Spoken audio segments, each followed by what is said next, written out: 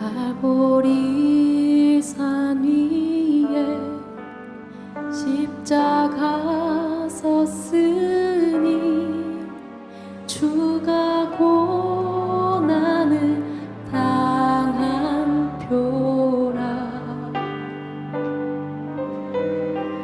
험한 십자가를 내가 사랑함을 주가 보혈을 흘림이라.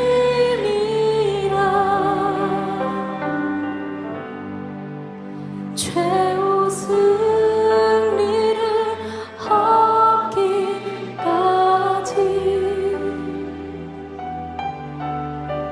주의 십자가 사랑하리.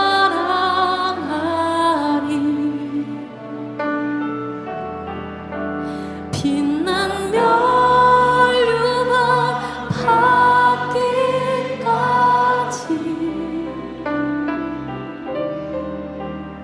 험한 십자가 붙들겠네.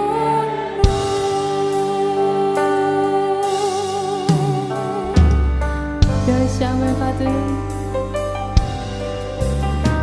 멸시천대 받은 주의 십자가에 나의 마음이 끌리도다.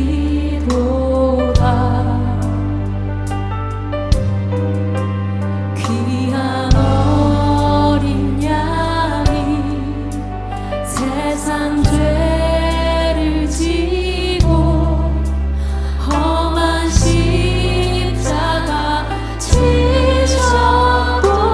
다시 한번 고백합시다. 멸시천대 받은 멸시천대 받은 주의 십자가에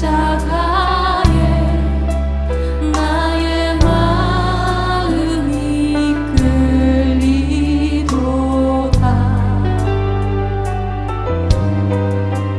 귀한 어린 양이 세상 죄를 지고 험한 십자가 지셨도다.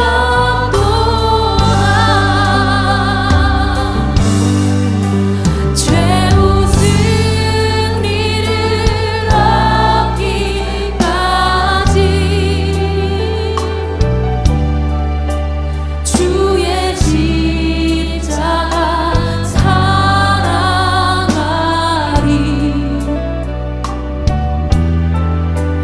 빛난 멸류관 받기까지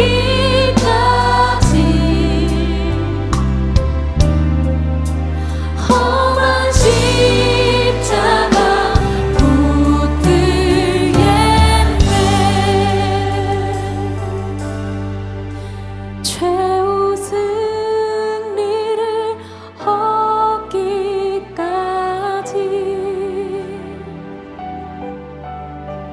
주의 십자가 사랑하리.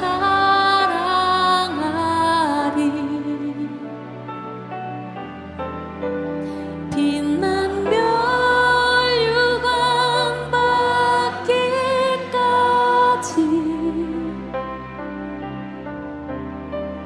험한 십자가 붙들겠네. 다시 한번 최후 승리를 최후 승리를 얻기까지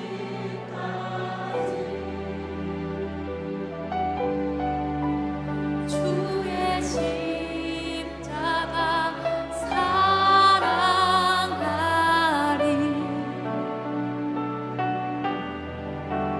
빛난 멸류관 받기까지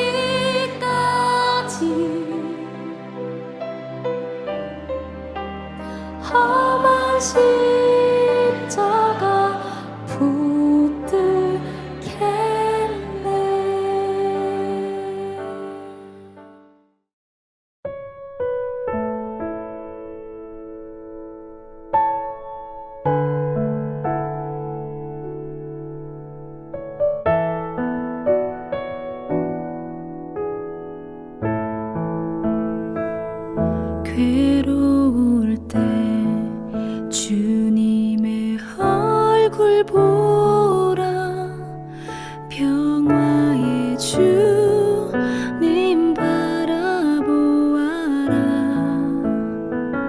세상에서 시달린 친구들아, 위로의 주님 바라보아라. 눈을 들어 주를 보라. 내 모든 염려 주께 맡겨라. 슬플 때에 주님의 얼굴 보라. 사랑의 주님만 식주리라. 눈을 들어 주를 보라. 내 모든 염려 주께 맡겨라. 슬플 때에 주님의 얼굴 보라. 사랑의 주님 안식 주리라. 슬플 때에 주님의 얼굴 보라. 사랑의 주님 안식 주리라.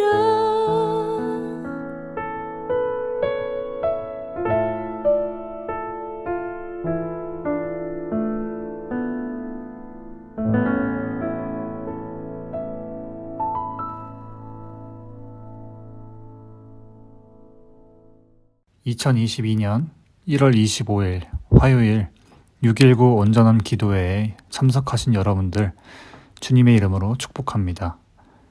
오늘 본문 말씀은 누가복음 7장 11절에서 17절 제가 봉독하겠습니다. 그 후에 예수께서 나인이란 성으로 가실새 제자와 많은 무리가 동행하더니 성문에 가까이 이르실 때 사람들이 한 죽은 자를 메고 나오니 이는 한 어머니의 독자요 그의 어머니는 과부라. 그 성에 많은 사람도 그와 함께 나오거늘 주께서 과부를 보시고 불쌍히 여기사 울지 말라 하시고 가까이 가서 그 관에 손을 대시니 맨 자들이 서는지라. 예수께서 이르시되 청년아 내가 네게 말하노니 일어나라 하시매 죽었던 자가 일어나 앉고 말도 하거늘 예수께서 그를 어머니에게 주시니 모든 사람이 두려워하며 하나님께 영광을 돌려 이르되 큰 선지자가 우리 가운데 일어나셨다 하고 또 하나님께서 자기 백성을 돌보셨다 하더라. 예수께 대한 이 소문이 온 유대와 사방에 두루 퍼지니라. 아멘. 복음서에 기록된 예수님의 걸음과 말씀에는 모두 하나님의 의도가 있었습니다. 그 의도는 먼저 구약에 기록된 모든 하나님의 언약을 성취하시기 위함입니다. 그리고 예수님은 자신을 보내신 하나님의 말씀에 순종하시기 위함이라고 하셨습니다. 그 예수님의 순종을 통해 하나님의 백성은 하나님과의 관계가 회복되었으며 우리는 예수 그리스도를 믿을 때 하나님의 자녀가 되는 권세를 얻게 되었습니다. 당연한 이야기 같지만 이 핵심을 기억하고 복음서를 묵상하시게 된다면 복음서에 기록된 예수님의 의도와 하나님의 뜻에 대해 더 깊이 알 수 있게 될 것입니다. 오늘 누가복음 7장 11절에서 17절에는 나인성의 한 과부에 대한 이야기가 기록되어 있습니다. 예수님은 가버나움에서 백부장의 믿음을 높이 사시고 그의 하인의 병을 낫게 하셨습니다. 본문 11절을 통해 우리는 예수님의 걸음이 나인성을 향하고 계신 것을 알 수 있습니다. 그 곁에는 제자들과 기적을 본 많은 무리들이 예수님의 걸음에 함께하고 있습니다. 나사렛에서 태어나신 예수님은 갈릴리 주변에서 주로 사역을 하셨습니다. 구약 이사야 말씀에 기록된 흑암으로 가득 찬 스불론과 납달리 지역의 빛으로 밝히시기 위함이셨지요. 스불론과 납달리는 신약에 기록된 갈릴리 주변, 특히 가버나움을 가리키고 있습니다. 앞선 이사야의 예언을 통해 우리는 가버나움을 향한 예수님의 걸음이 의도된 것이라는 것을 알 수 있습니다. 오늘 함께 묵상한 배경 나인성은 구약에서 이사갈이라는 지역이었습니다. 이사갈은 앞서 말한 스불론과 납달리 바로 옆에 있는 지역입니다. 이 지역 또한 구약에서 기다렸던 메시아가 오셔서 이 땅의 빛을 비추러 오신 것임을 알 수 있습니다. 메시아이신 예수님께서 이사갈, 즉 복음서에 기록된 나인성으로 오신 의도는 복음의 빛을 비추러 오신 것입니다. 나인이라는 이름을 가진 성은 원어의 뜻으로 아름답다라는 의미를 가지고 있습니다. 이 의미는 창세기 49장 14절에서 15절에서 야곱의 아들이었던 이사갈에게 야곱이 축복했던 말에서 등장하기도 했습니다. 성경에 기록된 바와 같이 나인성 지역의 옛 이름이었던 이사갈은 풍요로운 땅이며 아름다운 땅이라는 의미를 가진 곳이었습니다. 본문 12절에서 자신의 외아들을 잃은 여인이 나옵니다. 하지만 그 여인은 외아들을 잃기 전에 먼저 남편을 잃은 과부라고 먼저 표현되어 있습니다. 어느 누구도 배우자의 사별을 경험한 이에 슬픔을 헤아릴 수 없습니다. 하지만 자식을 잃은 고통은 더욱 그러할 것입니다. 어떠한 이유로도 또 위로도 들려지지 않는 상황에 한 여인이 장례를 하고 있는 상황이었습니다. 아름다움이라는 의미를 가진 나인성, 풍요로움을 상징했던 이사갈의 축복과는 어울리지 않는 흑암에 갇혀 죽음과 슬픔이 가득한 곳이 지금 나인성의 현실이었습니다. 하지만 유일하게 그 여인을 위로할 수 있는 분, 예수님이 다가오셨습니다. 그리고 예수님은 죽음의 슬픔이 가득한 나인성의 이름을 회복하실, 그리고 이사갈에게 준 축복의 이름을 회복하시려 의도적인 걸음을 하셨습니다. 본문 13절에서 15절에 우리는 흥미로운 것을 발견할 수 있습니다.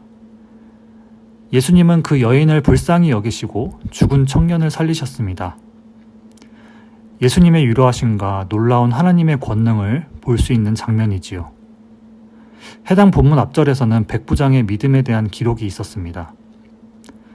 그는 이방인이었으나 그의 믿음을 예수님께서 놀랍게 여기시고 그의 믿음으로 그의 하인의 병을 낫게 하셨습니다. 하지만 오늘 본문에서는 어디에서도 여인의 믿음에 대한 요구나 반응을 찾을 수 없다는 것입니다.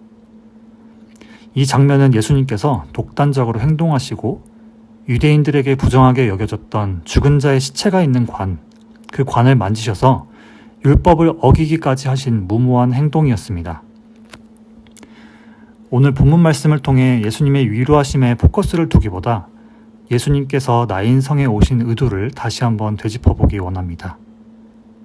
본문 16절에서 17절에는 모든 사람이 두려워하고 하나님께 영광을 돌리며 예수님에 대한 소문이 온 유대와 사방에 퍼지게 됩니다. 왜 사람들은 예수님을 두려워하며 큰 선지자라고 하였을까요? 유대인들에게 칭송받는 선지자는 주로 모세와 엘리야를 가리킵니다. 오늘 말씀과 비슷한 장면을 구약에서도 찾을 수가 있는데요. 그것은 열왕기상 17장에 기록된 엘리야 선지자와 사르밧 과부 이야기입니다. 아시다시피 엘리야는 사르밧 과부의 죽은 아들을 살려냅니다. 하지만 엘리야는 오늘 본문에 기록된 예수님과 다른 행동을 했었습니다. 열왕기상 17장 19절에서 21절에서는 엘리야는 하나님께 과부의 아들을 살려달라고 부르짖어 기도하며 간청합니다. 하지만 오늘 본문에서 예수님께서는 그저 죽은 청년에게 말로 명령하셨습니다. 이것이 엘리야와 예수님의 차이였습니다. 그래서 사람들은 예수님을 보고 두려워하였고 큰 선지자가 우리 가운데 일어나셨다라고 한 것입니다. 구약에 기록된 엘리야의 행동과는 다르게 예수님은 직접 명령하셨습니다. 그리고 예수님의 명령을 통해 하나님의 권능이 나타나게 되었기 때문입니다. 예수님은 모든 사람들에게 자신이 큰 선지자이심을 드러내셨습니다. 큰 선지자이신 예수님은 흑암에 있던 자기 백성을 돌보시기 위해 이 땅에 오셨습니다. 성경에서 유대인의 문화와 배경을 이해하고 읽을 때 성경에서 가져다주는 복음의 풍성함을 가질 수 있습니다. 해당 구절에서 또 흥미로운 것은 오늘 본문 나인성 이야기는 다른 복음서에서는 기록되지 않고 있고 누가복음에만 기록되어 있습니다. 누가복음의 특징은 여인들과 과부들 그리고 가난한 자와 이방인을 위한 복음서라고도 합니다. 누가복음이 이방인들을 위해서 기록되었긴 했지만 유대인의 문화와 배경을 이해하고 읽을 때 예수님의 행적에 대한 의도를 더 깊이 이해할 수 있습니다. 구약에서 하나님과 자기 백성인 이스라엘과의 관계를 부부로 표현하기도 합니다. 그래서 구약에서 저주받은 자에 대한 비유를 들을 때 과부, 그리고 음란에 빠진 여인, 또는 자녀를 잃은 자라고 비유를 하곤 합니다. 남편을 떠난 과부에 대한 비유는 하나님을 떠난 이스라엘을 비유할 때 사용합니다.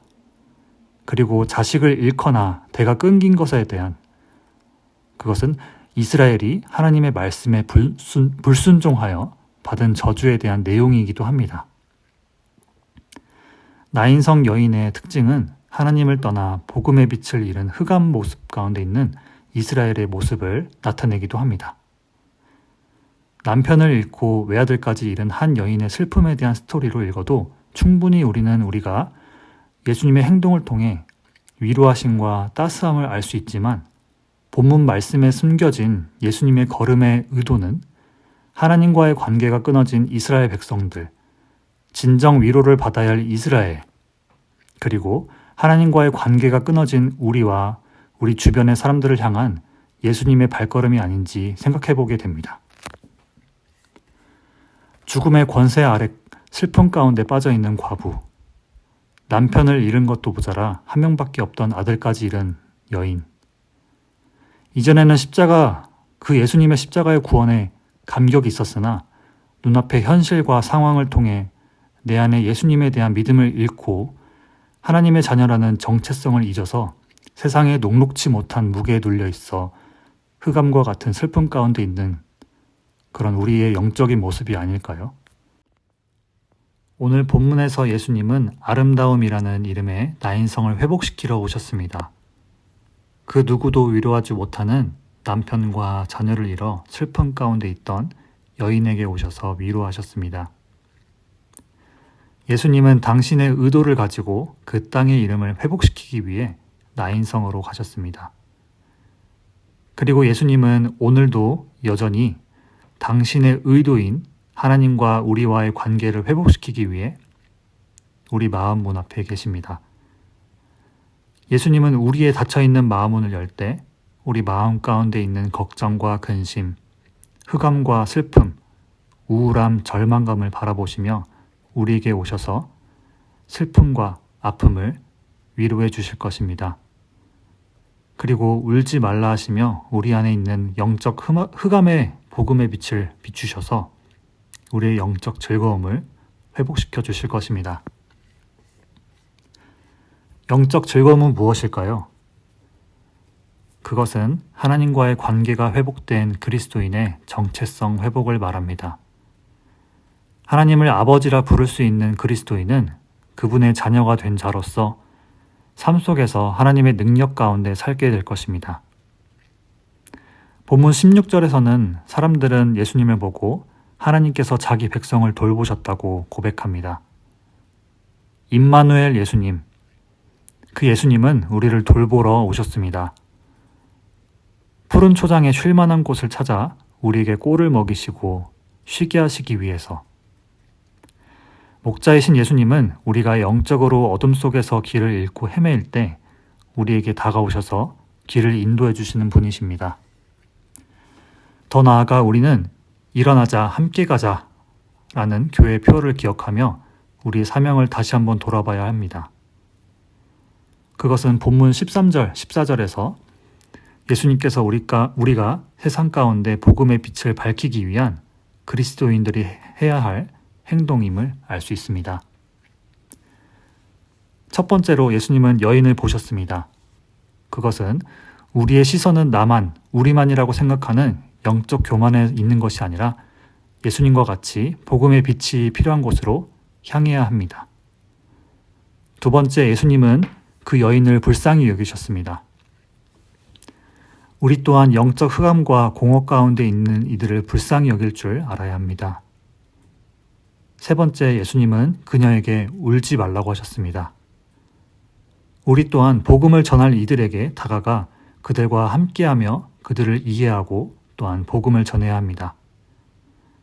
네 번째로 예수님께서는 유대인들이 부정하게 여기는 시체가 담긴 관에 손을 대셨습니다. 우리 또한 우리가 불편히 여기는 요소를 뛰어넘어 복음을 전하기 위한 담대한 믿음을 가져야 할 것입니다. 마지막으로 예수님은 죽어있는 청년에게 일어나라고 하셨습니다. 우리 또한 그들에게 복음의 말씀을 가르쳐 새 생명으로 살아나도록 일으켜 세워야 합니다. 예수님의 걸음은 흑암 가운데 있는 자기 백성을 구원하시기 위한 의도적인 걸음을 하셨습니다. 그리고 그 구원의 영역은 제한적이지 않으셨습니다. 믿음에 대한 어떠한 행동이나 고백이 없었던 과부는 그리고 나인성은 예수님의 의도된 걸음을 통해 생명의 기쁨을 경험하였습니다. 부활의 능력을 경험한 나인성과 그것을 목격한 모든 이들은 하나님의 살아계심을 보고 하나님께 영광을 돌렸습니다. 우리 삶 가운데 복음을 위해 예수님께서 우리를 의도적으로 걷게 하시는 곳은 어디인가요? 예수님은 하나님의 시선이 있는 곳에 시선을 두시고 걸어가셨습니다.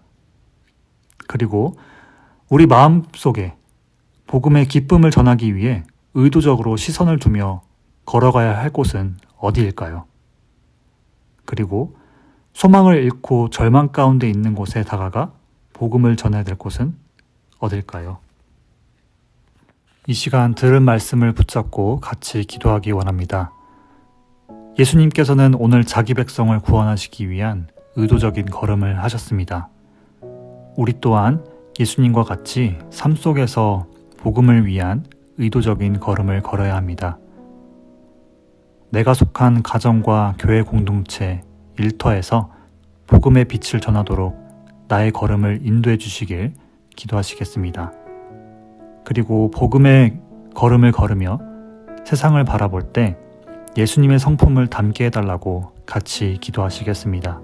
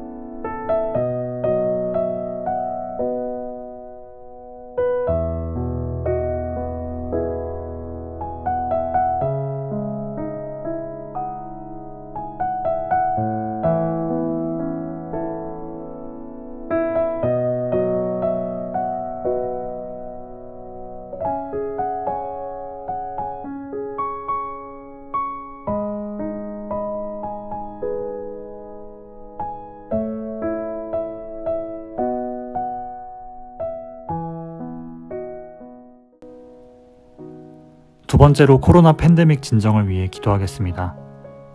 변이 바이러스로 아직 주춤해 있는 여러 상황 가운데 하나님께서 의료진들과 백신 연구하는 연구진들에게 능력 주시기를 기도해 주시기 바랍니다. 그리고 선교지에서 코로나로 선교 활동이 지체하지 않고 더욱 전진할 수 있게 해달라고 같이 기도하시겠습니다.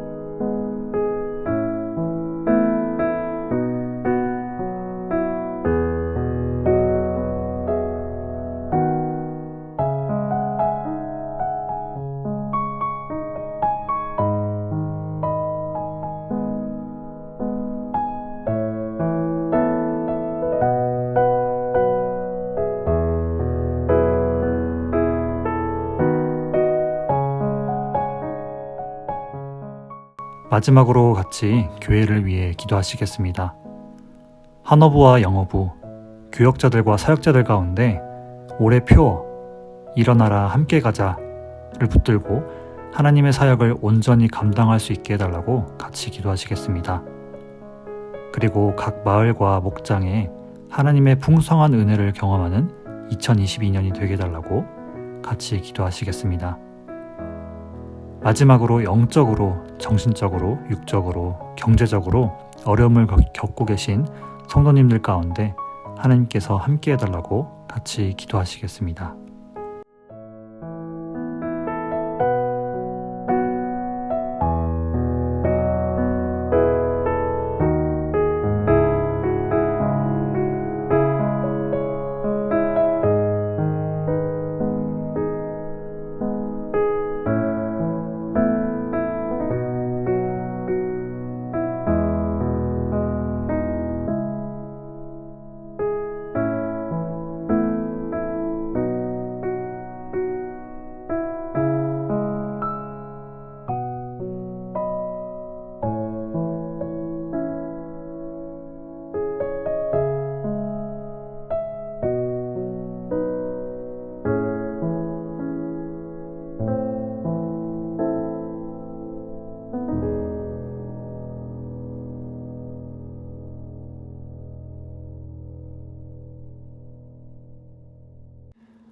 이제 함께 주기도문 하시고 개인 기도하시면서 6.19 온전함 기도회를 바치도록 하겠습니다. 하늘에 계신 우리 아버지여, 이름이 거룩히 여김을 받으시오며 나라가 임하시오며 뜻이 하늘에서 이루어진 것 같이 땅에서도 이루어지이다. 오늘 우리에게 일용할 양식을 주시옵고 우리가 우리에게 죄 지은 자를 사하여 준 것 같이 우리의 죄를 사하여 주시옵고 우리를 시험에 들게 하지 마시옵고 다만 악에서 구하시옵소서. 나라와 권세와 영광이 아버지께 영원히 있사옵나이다. 아멘.